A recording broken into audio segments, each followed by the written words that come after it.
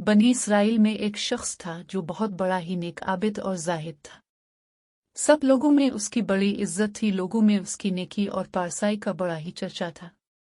इसी इलाके में एक शख्स और था, लोग उसे बहुत बुरा इंसान समझते थे।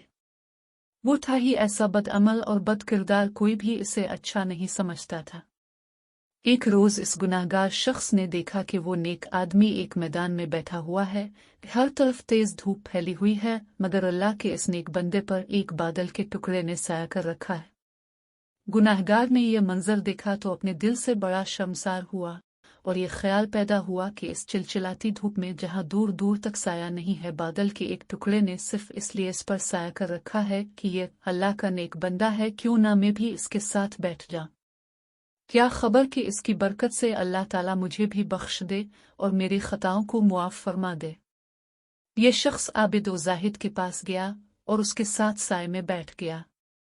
इसके बैठते ही इस आबिद व जाहिद शख्स के दिल में ख्याल आया कि ये अपने ज़माने का बदतरीन गुनाहगार और पूरी कौम बदनाम के साथ तो कोई भी उठना बैठना पसंद नहीं करता, ये मेरे पास कहाँ से आकर बैठ गया। ये ख्याल आते ही उसने इस रसवाए ज़माना को अपने पास से उठा दिया।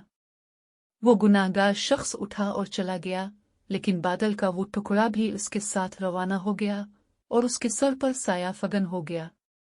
इस वक्त के पैगंबर को वही आई कि इन दोनों से कह सो के दूसरे से अपने अपने अमाल की इब्तिदा करें, क्योंकि इस फासिक व फाजिर ने जो कुछ किया हमने इसके खुलूस हसन नियत और जज्बा शर्मसारी के सबब उसे बख्श दिया। क्योंकि इस फासिक व फाजिर ने जो कुछ किया हमने इसके खुलूस हसन नियत और जज्बा शर्मसारी के सबब उसे बख्श दिया और उसकी पिछली सारी खताएं माफ कर दी, जबकि इस आबिद की तमाम नेकियां और अच्छे अमाल इस के तकब्बुर की वजह से इससे छन गए।